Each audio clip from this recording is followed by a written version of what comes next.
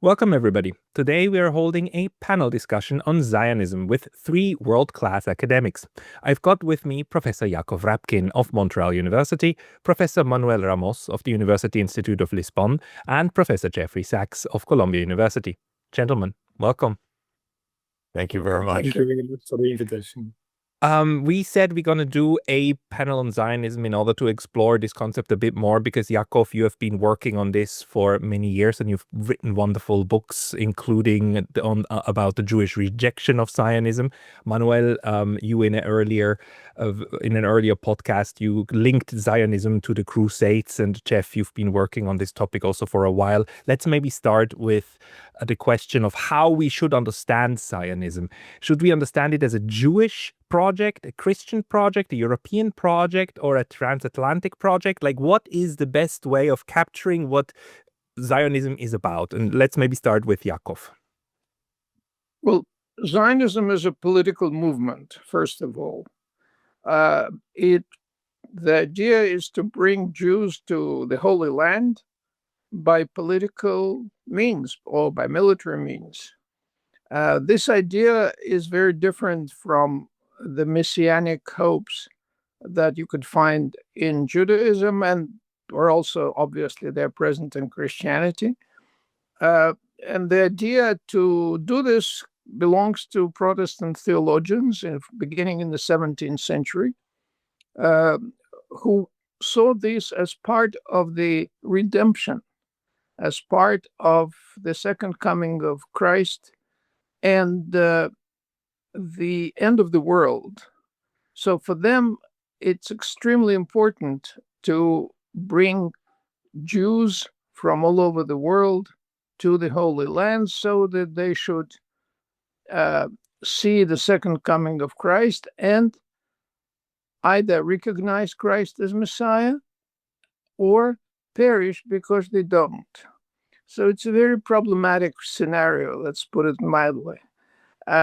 And that scenario was played in the 17th, as I said, in the 18th century. In the 19th century, it was reinforced by geopolitical interests of Great Britain that wanted to have a foothold in the Holy Land, not far from Suez Canal, so it was very handy. And when Jews embarked on this project, it was very late in the 19th century, and it was quite unpopular among Jews. We can talk later why it was unpopular. Today, Zionism is the official ideology of the State of Israel, and many Israelis see that Zionism, whatever streams it had before, has now resulted in racism. And Avram Burg, former Speaker of the Knesset, Gideon Levy, the journalist from Haaretz, and many other people say that today, in order to be a Zionist, you have to be a racist or a fascist. So that's the evolution of that movement. Manuel, how would you capture it? Because you are the one who in a previous program made this connection to the Crusades and to this very strong Christian fundamentalist belief also about the Holy Lands. What do you think is essential to understand about Zionism? Well, I think Zionism is an offshoot of a larger, I would say, a larger ideological movement, which is Messianism. And Messianism is Christian, but it's also Muslim and Jewish. I think it is the history of Messianism is probably as old as man. But the idea that we find perfection, we find a final day of judgment, and then everything will be okay, is, feeding expectations about a perfect future is something that's quite general. In the history of Messianism, which, as I say, sort of creates this offshoot of specific Zionism, I think we have to go back to, as I proposed before, to go back in history, to the Crusades, to the various movements in Christianity of finding a way to the end times. And this project has collided very early on with the Muslim apocalypsism, because the idea of the second coming of Jesus is not it's not only Christian, but it's also Islamic. The idea of the second coming of Isa is very anchored in Muslim, has been very anchored in Muslim thought. So we have three Abrahamic religions that think of end times and think of a final culmination. And this has created all sorts of varieties. And I've been interested, because I work in the Horn of Africa, I've been interested also in African Zionism and South American Zionism.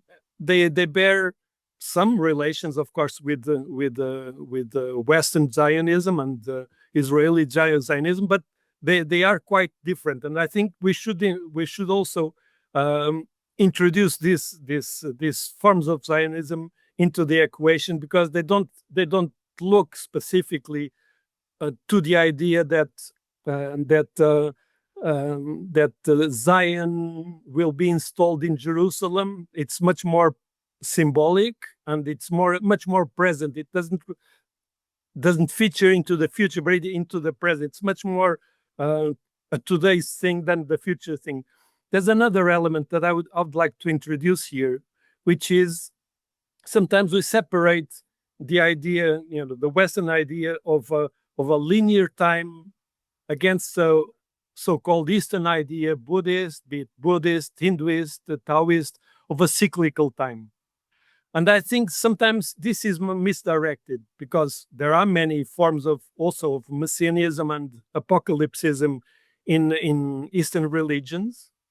And I maybe this is a bit crazy. It sounds a bit crazy, but I tend to think that the installation of the kingdom of God after the Battle of Armageddon, after Judgment Day, is a return to the initial movement, the initial condition, that is the original sin condition. So in that way, we can also see apocalypsism as a form of as a cyclical form. So there is definitely this idea of linearity, but this linearity hides a cyclical form, which is not as pronounced as in Eastern religions. But I think we should also try to think of these ideas of the final times as part of a thinking of renewal. Thank you, Jeff. Like the amazing thing though is, like, as a political movement, Zionism is even atheist to a very large degree. I mean, the people you don't need to be a believer in order to be a Zionist, right? Well, I think what's so interesting is all of the different and sometimes utterly contradictory roots of this idea. But today, Zionism is the ideology that guides the state of Israel. So it's a political movement, as Yakov said. But if we look back and just as these two great experts whom I learned from, I'm merely a student of this, but trying to understand the political and the geopolitical implications. There is the strain of Messianism, which Manuel talks about. There's the strain of Christian, especially evangelical Protestantism, that somehow the return of Jews to the Holy Land is a prelude to the Parousia, to the second coming of Christ.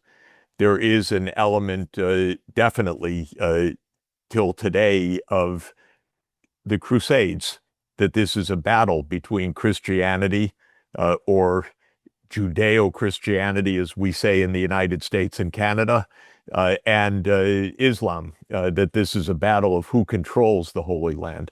And that is definitely a motive force for a lot of American Zionists, that this is to keep the Holy Land in the hands of Christians or Jews, but not Muslims. This is definitely an imperial undertaking, both in the very literal sense that modern Zionism was fundamentally enabled by the British Empire, by the Balfour Declaration in 1917, which put the world's most powerful empire of that time on the side of a Jewish homeland. And so this was an imperial undertaking. And as Yakov said, as typical with the British, it was a very cynical imperial undertaking, led by a number of anti-Semites interested in control over the Red Sea, the Suez Canal, soon enough pipelines from Iraq to Haifa, but basically to protect the crown jewels of the British Empire, and the belief that announcing the Balfour Declaration would entice the United States into World War I on the British side. And so this was typical British imperialist maneuvering that backed this. And now we have the American empire that has been the great sponsor and backer of modern Zionism, of the state of Israel. It's a nationalist movement in the very European late 19th century belief that each people needs a state. This is a crude European political ideology that has led to no end of misery, but it's the belief that there's no such thing as multi-ethnic societies or transnational empires. Each people should have its own state. The Balkans needs to be balkanized into each place being a physical geographic state for some ethnicity, meaning some linguistic group or some ethnos. And this is the sense of Herzl, the main founder of Jewish Zionism, which is a late form of Zionism, actually. And as we know, Herzl was completely irreligious, ignorant of religion, uncaring or skeptical of religion. He was concerned about anti-Semitism and nationalism, in the sense that a ethnos should have a physical state. And for him, whether it was Uganda or the Holy Land or some other place, was a matter of tactics to a large extent. Now, today, Zionism is the ideology of an actual political state. And the purpose of 20th century Zionism was to create that state, to secure it, and to expand it. So it is now an ideology that says many things, but one is that Israel is a state of the Jewish people, and Judaism is a nation, not necessarily a religion. It is a people who have a land, who had a land. This is their land, and it's their land again, and it's going to be their land. And the strains of Zionism within Israel are quite varied. Now, they all are formed around a political idea that this is an ideology of a state, which is significant. But for some, this is an expression of, I would say, late 19th century nationalism, that we have a state. It's the only way we can be secure in a world of war of nations against nations. That seems to be Netanyahu's idea.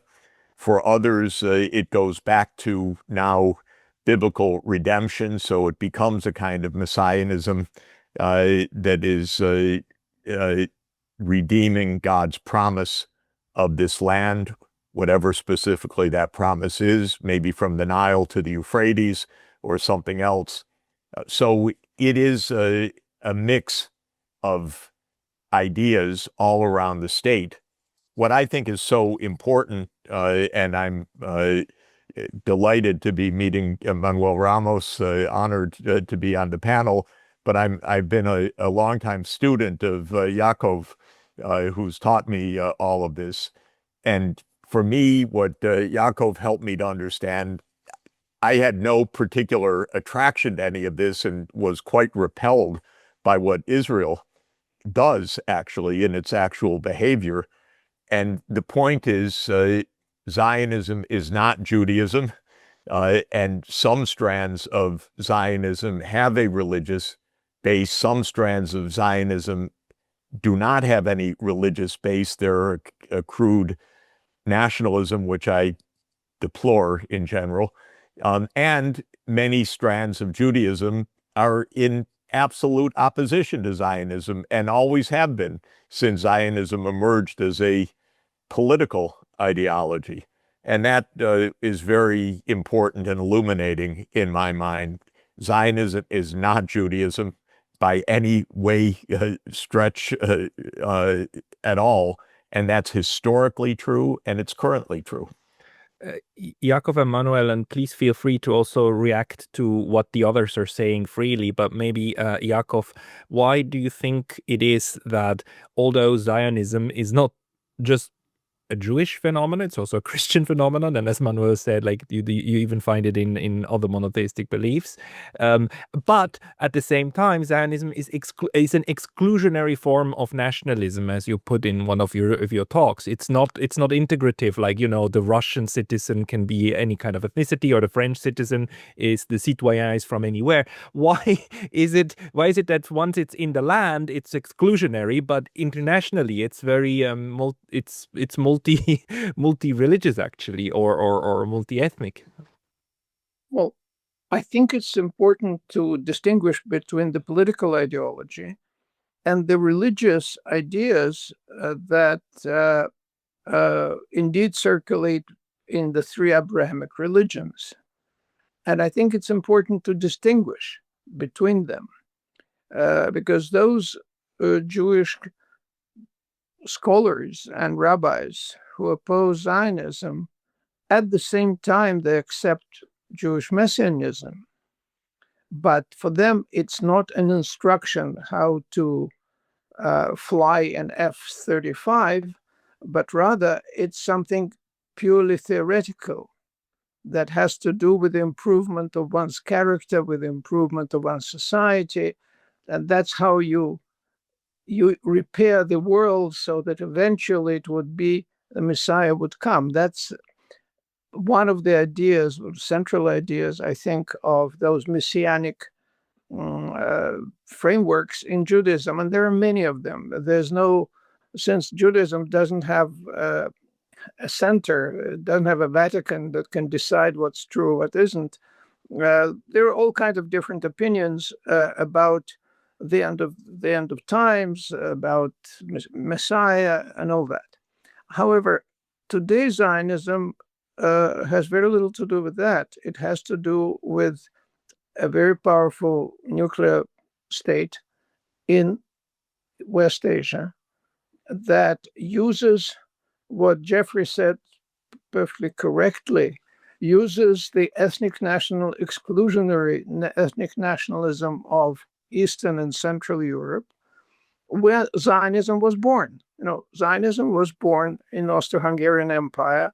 Herzl was born in Budapest. So the idea that every ethnic group, nation has to have its own state was very common there, and still is very common there.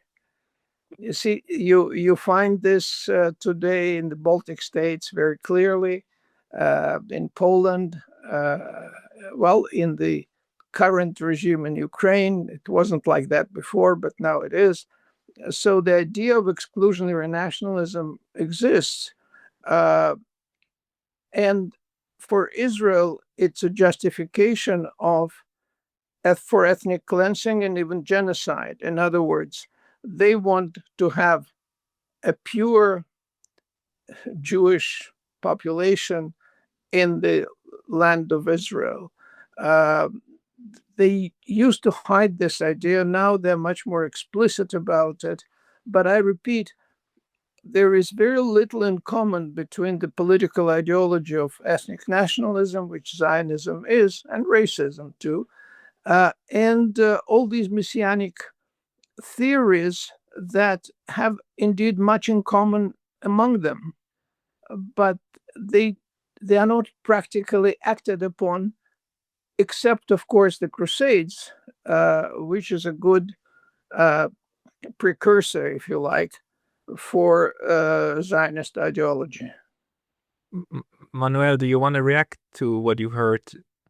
Yeah, or maybe to complement, I think there's another element here which I think Jeffrey talked about, which is colonialism. This is Zionism, as is today conceived in Israel, is a colonial product.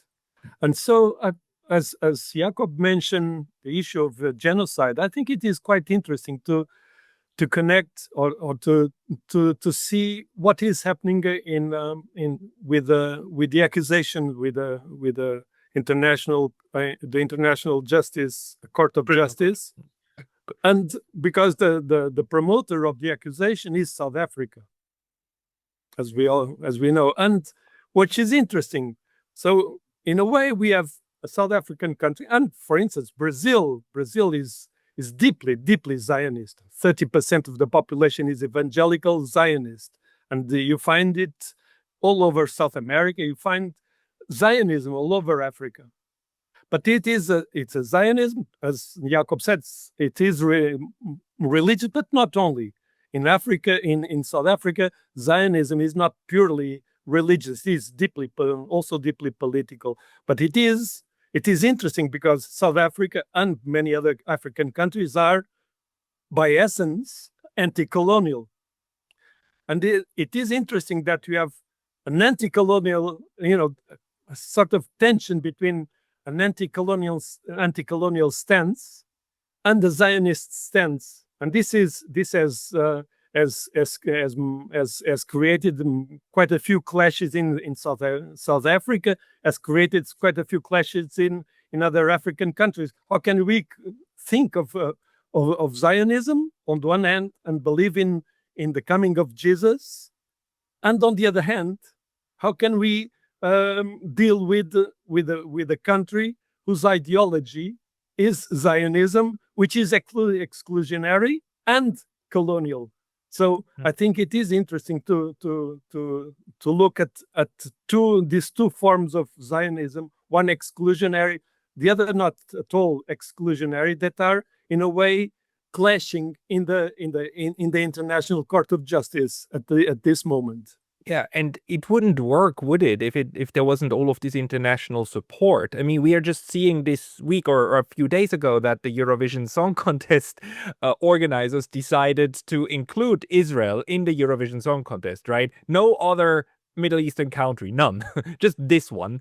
And now other countries are like saying they're exiting. Jeff, I mean, without the international support network, this wouldn't function, right? The entire state of Israel, the way we know it today, wouldn't be what it is if it wasn't for this massive support from Europe and the United States. How do you make sense of this international element of what Israel is and Zionism is? Well, Israel was created by two main empires, by the British Empire up until the actual Declaration of Independence of Israel, and then that UN vote on the partition plan and subsequently the support of Israel was mainly by the successor empire, the American Empire. Europe, continental Europe, is a subsidiary player, I would say, in all of this, and a little bit more divided on some of these issues, but it's been the British and the Americans that first made the so-called Jewish homeland in the Balfour Declaration, and then it was American arm twisting in 1947, which actually passed the partition plan, which gave at the time in 1947, 56% of the British Mandatory Palestine to roughly a third of the population that were Jews at the time. And that plan was rejected by the Arab world, and Israel unilaterally declared independence, and the United States backed that Declaration of Independence. And the United States has basically been not only the protector of Israel since then, but has gone to war several times on Israel's behalf, either because it's viewed this enterprise as positive for the American empire and has regarded Israel as the great aircraft carrier of the United States in the Middle East, according to some American strategists, or because the United States is in the hands of the Zionist lobby, which is absolutely true. And so the United States military has been at the disposal of Israel repeatedly, especially in the past quarter century, in wars of choice.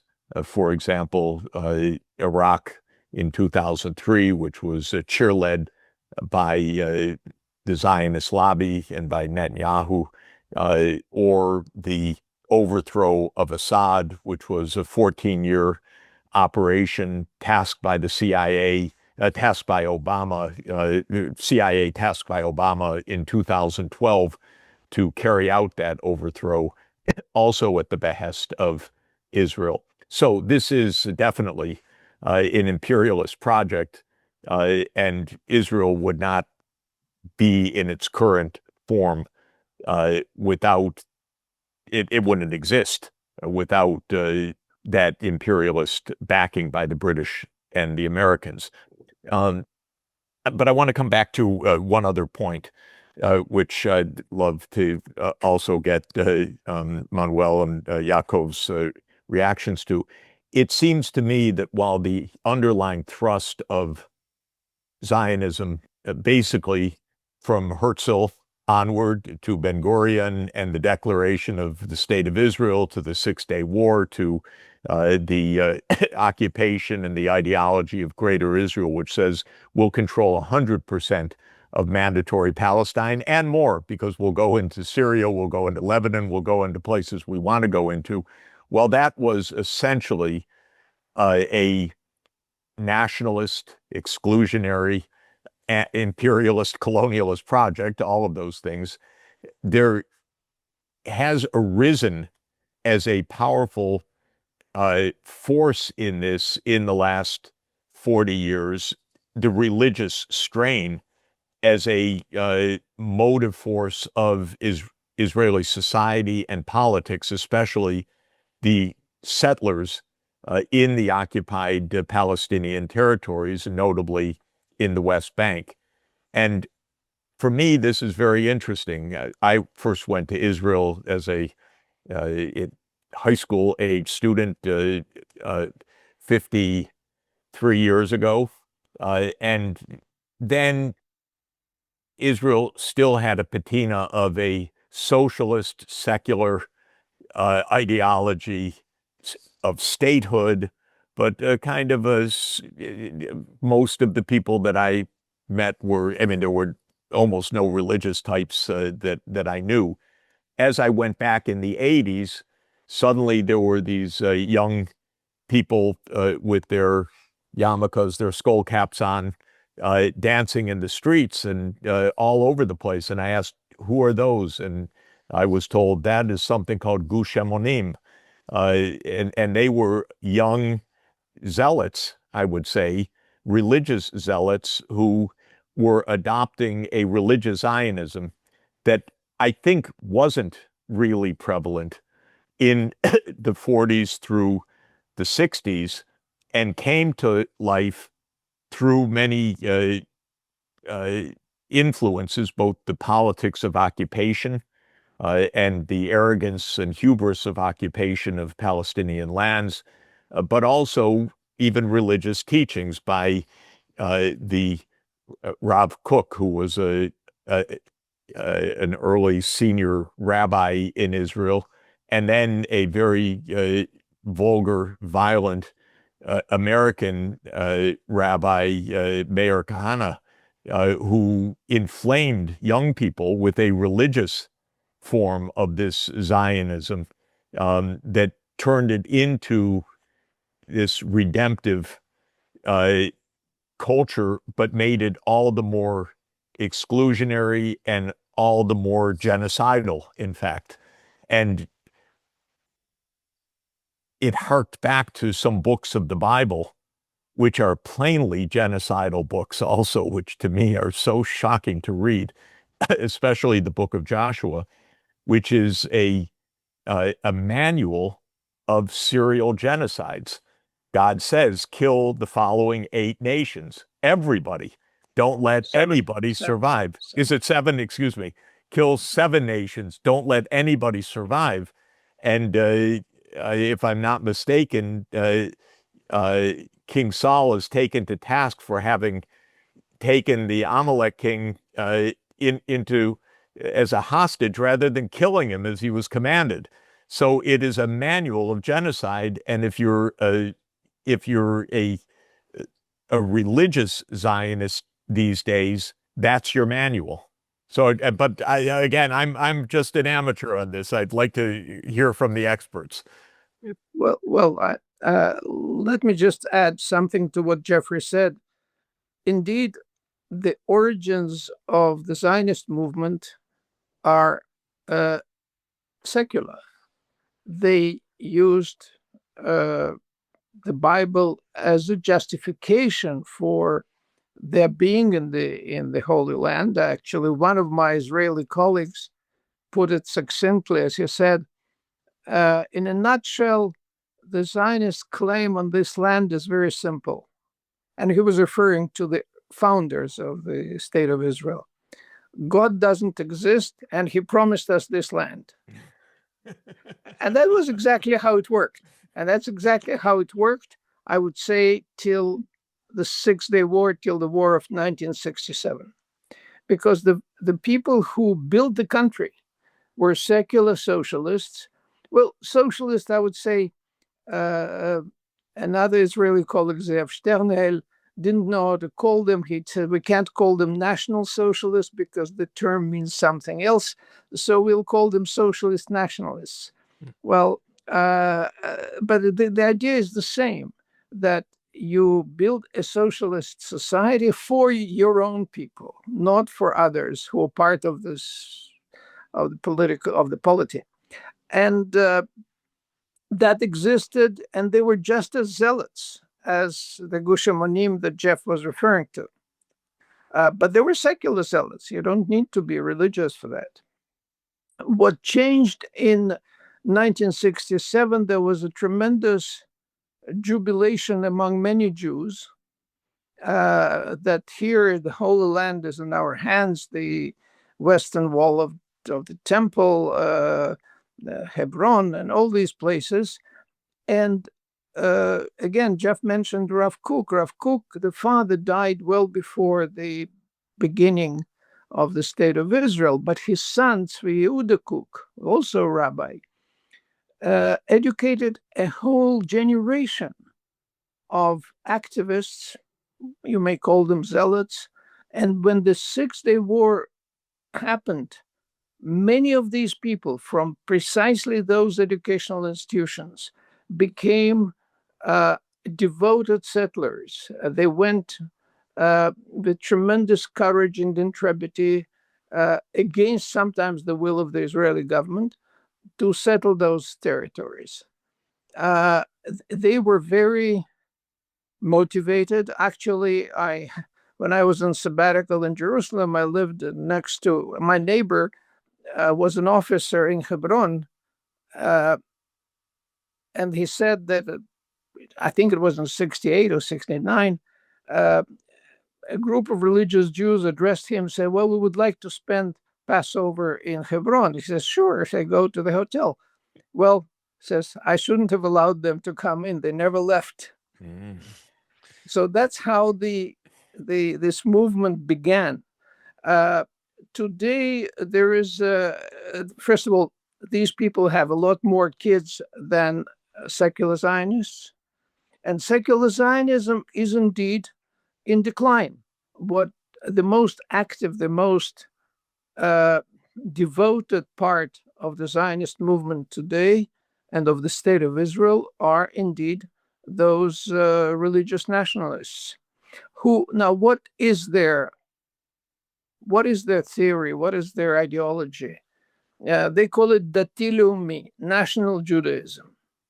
National Judaism is essentially Zionist ideology for people who observe ritual commandments. So I think that would be a good definition, because these people observe Shabbat, observe kosher food and all that. And on top of that, they have Zionist ideology, which indeed is indistinguishable from the Zionist ideology of the founders, because they also occupied territory. They also acted without understanding it according to the colonial logic. You have a settlement. It is surrounded by enemies, so to speak. So you want to expand the settlement. And then again, you have enemies. And then you expand and expand. That's why Israel is so expansionist. In fact, Anita Shapira, the very prominent historian of the Zionist movement and of the State of Israel in Tel Aviv, she explained that that's the logic of colonial settlement. Whenever you have a threatened minority, they want to expand, but it doesn't help. If you look at the history of Israel, first it were the Palestinians that disturbed them, then the Arab states, then Iran, and well, it'll end up in Australia. I don't know. But they always, you see, I just wanted to say that this expansionist logic, people may not be even aware of it, but they act according to it. Manuel, do you see these traits also in your anthropological work, and when you look at Zionism in Africa? Or please also feel free to react. Okay. Well, yes. I mean, one of the oldest strains of Zionism in Africa, as we know, is Ethiopia. So, Ethiopians, by the letter, are the elected people, because the Ark of the Covenant was stolen from Jerusalem. It is in Aksum. So, by that act, the elected people are not any longer the Jewish people, but the Ethiopians. If you take the Kebra Negas by the letter, so there's an element of nationalist Zionism in Ethiopia, but it has created movements like the Rastafari movement, which is not at all, as we know, nationalist, and it is by essence anti-colonialist. I think sometimes when we talk about laicism versus religious, sometimes we sort of gloss over the commonalities. There's a very interesting, well, I think the historian Shlomo Sen has a take on this issue, that is Ashkenazis, when the Ashkenazis reached in the late 19th century Western Europe, they cloaked themselves. That is his take. It's interesting take. They cloaked themselves as lay, as lay, and did away with their traditionalist religious outlook, because that was the way to integrate in Western Europe. And so Herzl is an outcome of this cloaking. I think there's a very, well, he is deceased, a very interesting Belgian anthropologist, Luc Deus, who worked a lot on African religions, and on the idea of a sacrality of power. And his claim, and I think it is at least it's a claim worth thinking is that you cannot have centralization of power and state if you don't have a sacralization of power. And during the 20th century, the substitution, from a religious source of power based on on church into a state that is lay, didn't do away at all with the sacralization of power. That's why in a way we had all these authoritarian figures, dictators, were sacralized. Mussolini, Stalin, Hitler are religious figures, are sacred figures, because that's the principle of sacralization of power in a state. So in a way, laicism, as he put it, is or that sorry, I would say it differently. Political science, as he puts it, is but a discipline, a sub-discipline of religious studies. That is, you cannot do away with religion and sacrality when you think about the state. And so laicism is not, a lay ideology. It's not that different from a religious ideology or the politicization of religion. So in a way, I think that sort of nuances the issues and sort of helps us understand why a fundamentally lay a lay project for Israel in the 40s has transformed into a religious project or a politicized religious project. But because there's not that much difference. Yes, please. Yeah, if I may, I think there are two different aspects of it. One is the sacralization of power and the sacred banner and all these sacralities that we have in all the secular states. Say the statue of La Nation in Paris, which should be secular, but it clearly is sacred. And they even use the term La Nation Sacrée, so it is a sacred nation. This is one aspect where you have a political state borrowing elements of religious paraphernalia. But what we see in Israel, there's a combination. There's a second aspect. The second aspect is that people who embrace the political ideology justify it for themselves and for others on the basis of their interpretation of religious books. Because Jeffrey mentioned the book of Joshua with stories of genocide and all that. Not only stories, commands of genocide. It's not stories. Now, what has Jewish tradition done with this? It has really diluted it in interpretation. In my book, A Threat from Within, I relate to it, but in a very brief example that I can give, the patriarch Jacob in Pentateuch says very clearly he conquered the city with a sword and an ark. And when you look at the traditional commentary, it says he conquered the city with studying Torah and good deeds. And this is typical of rabbinic Judaism. And what do they do with the genocide of the 7 nations? Actually, it was said even before, well, there were a lot of invasions in the Holy Land, and we no longer know who these 7 nations are. And therefore, the commandment is no longer applicable. And I can go on and on to show how the sharp edges of those books were really transformed into something very different.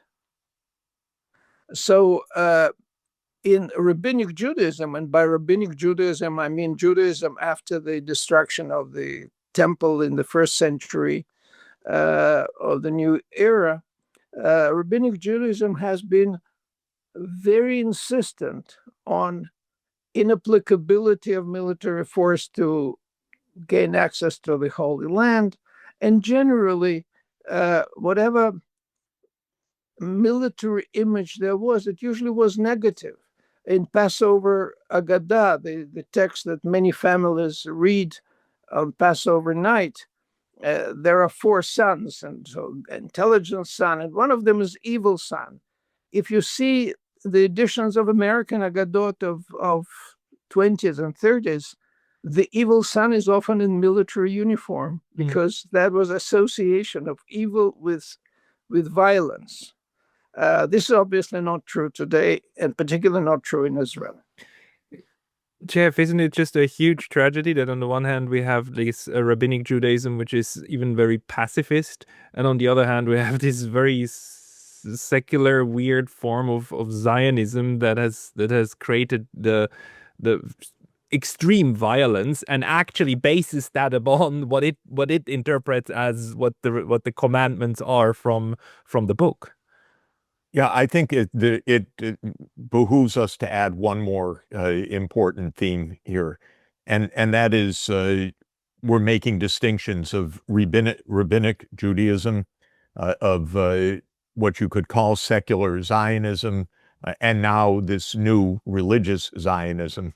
But one of the themes of the secular Zionism was not only the exclusionary nationalism, which appealed, but the motivation for it, I think it's fair to say, in Herzl's mind, but I know, say, in my own family or in the discussions, was a different idea, which was secular, non-secular. Jews are subject to anti-Semitism that is absolutely unavoidable, unsolvable, incurable. And so this is the only remedy. So there's another ideology here, which is the Jews as excluded and vulnerable, and Zionism as the cure for that. Zionism as the answer, not simply, say, like the Czechs wanting their own land or the Estonians wanting their own land, but the idea that the Jews can't escape their fate in the European lands or in the Russian Empire. They will face persecution, they will face pogroms, and so on. And this, in the early days, was very stark. And of course, the most extreme voices of that, the revisionists, Jabotinsky, who said we need to create a new man. He was the mentor of Netanyahu's father, who was, I think, his personal secretary, if I'm not mistaken. I know this from Yakov, so correct me if I'm wrong. But the point is, this was an absolutely prominent belief that this was the escape from the eternal persecution, and it was necessary. Of course, it didn't give even short shrift to the Arabs who happened to be there. That was an inconvenience. Therefore, it was better to say what is it?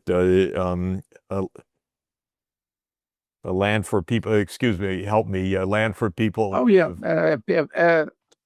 a land without people for people without a land. Yes, exactly. A land without people for people without a land. That was the ideology. Very convenient. We need to be there because we're going to be persecuted. And then with the Holocaust, this became a self-evident truth. It's not a self-evident truth, of course. There are a million things to say about this, but this secular ideology became a religion of persecution. We must be strong. We must have a state because otherwise we'll die.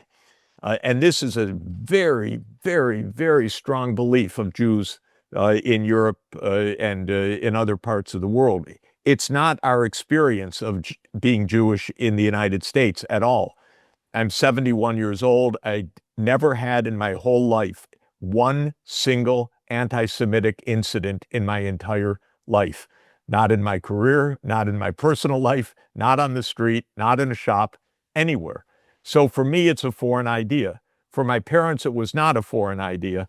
I don't know partly what they experienced, but partly because it was their cousins who lost their lives in the Holocaust, and their cousins who escaped to Palestine and to form Israel. So this is part of the secular idea. I think it's Netanyahu's idea, if I understand Netanyahu at all, who I find to be a vile war criminal and mentally deranged. But aside from that, I think his idea is that this is saving the Jewish people from what otherwise will be their fate. And I just wanted to add that to the list. It seems bizarre that, but that's the paradox, that it turns into a genocidal state. But that is this bizarre twist. And it comes, just wanted to mention, when Yakov mentioned the logic of expansionism, of settler colonialism, it's exactly Netanyahu's explicit political belief in his writings, his books, and the document called Clean Break, which is written with his political advisors in 1996. He said, our project, our Zionist project, will inflame states in the region. They will support militancy like Hamas or Hezbollah. Our job is not to fight the militants. Our job is to fight the states that are supporting the militants. You don't fight terrorists. You support states that fund the terrorists. And so this is why it's nonstop war in the Middle East.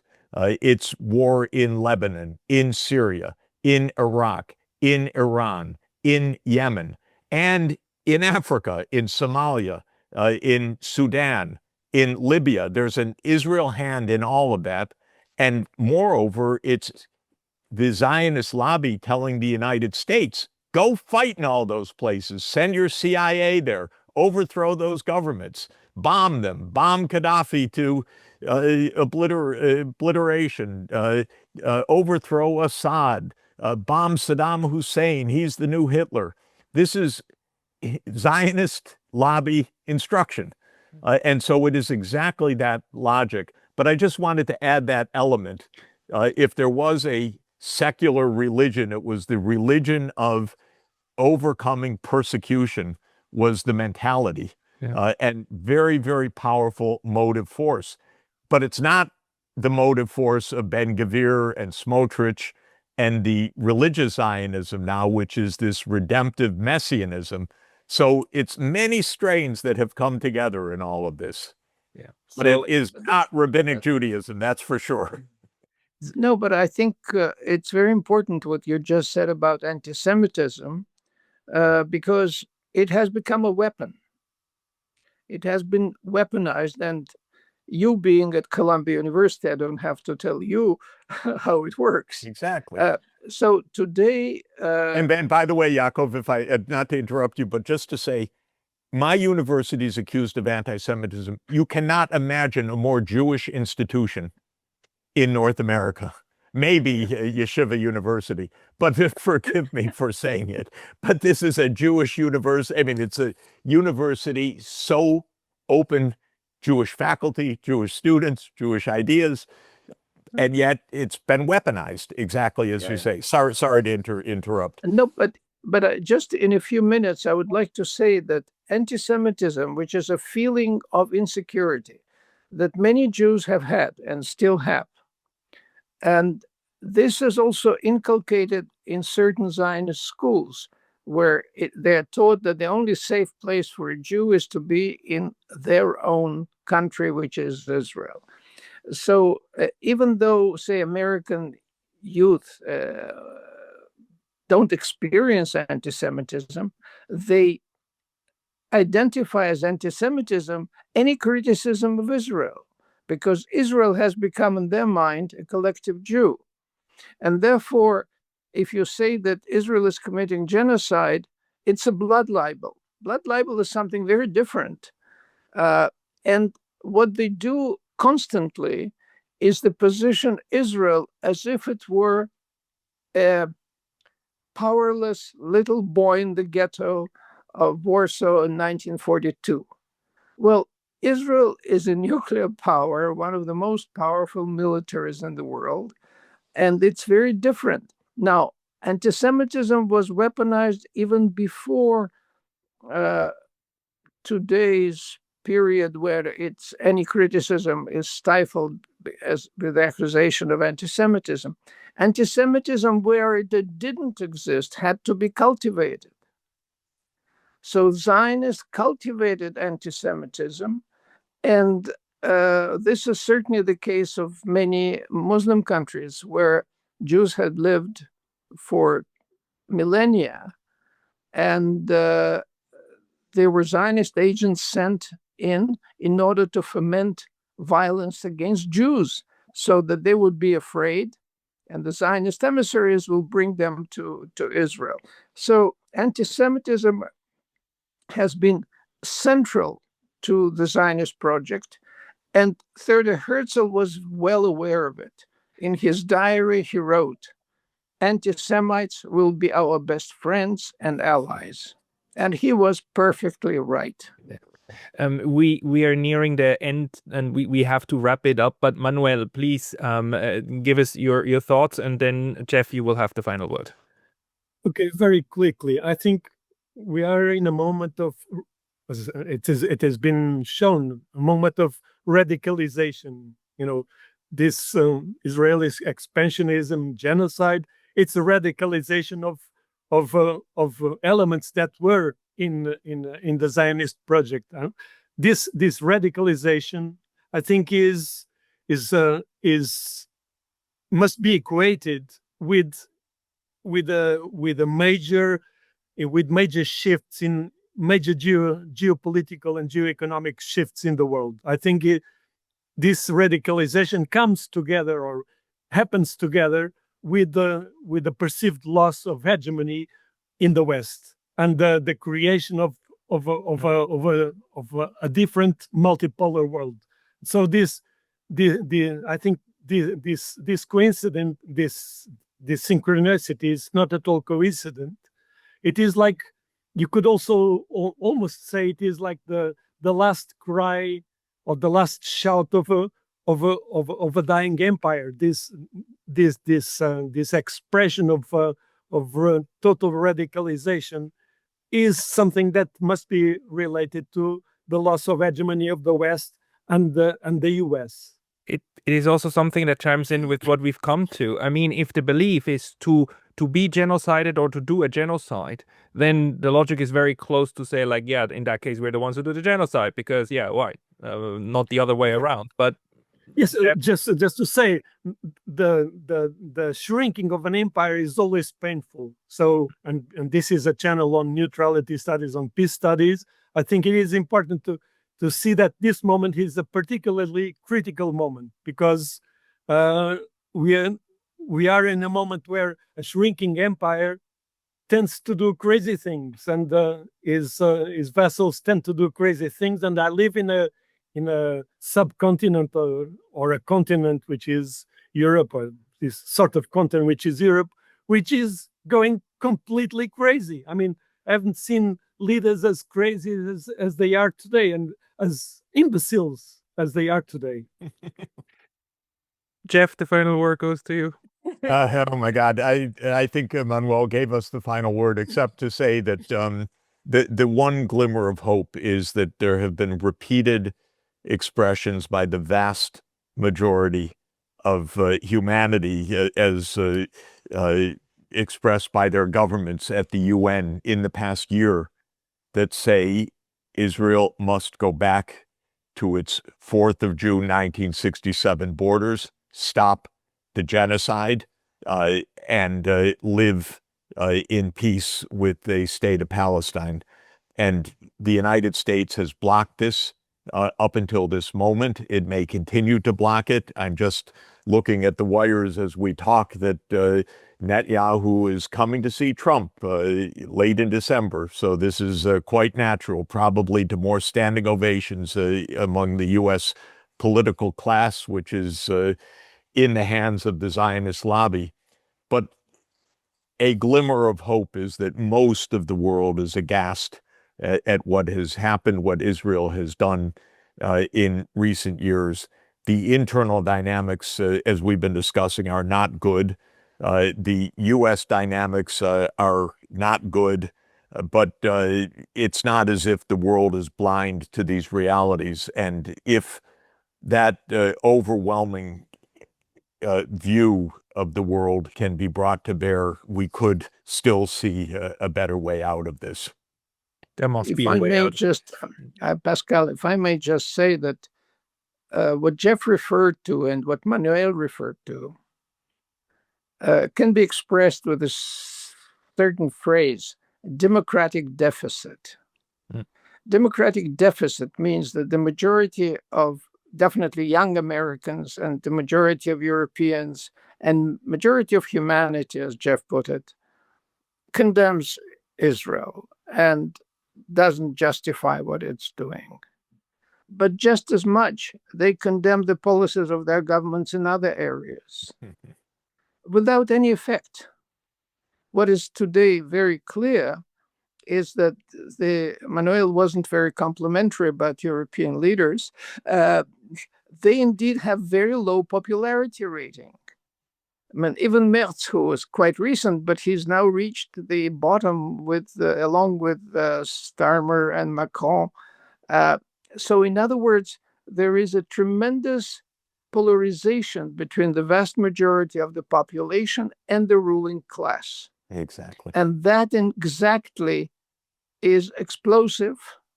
And that's where Israel is essential, because Israel has perfected surveillance and population control technologies. And what do? You call them terrorists. So far, we only have, so to speak, narco-terrorists. You blow up in the sea for no reason whatsoever.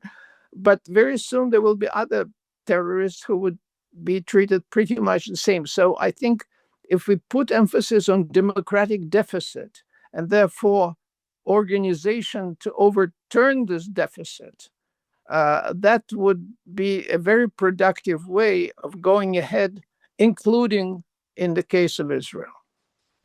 Thank you very much. I think we found the next topic for the next webinar. I would like to thank you all, Yakov Rabkin, Manuel Ramos, Jeffrey Sachs. Thank you for your time. Thank you Very much. Thank you. Bye-bye. Thanks. Bye.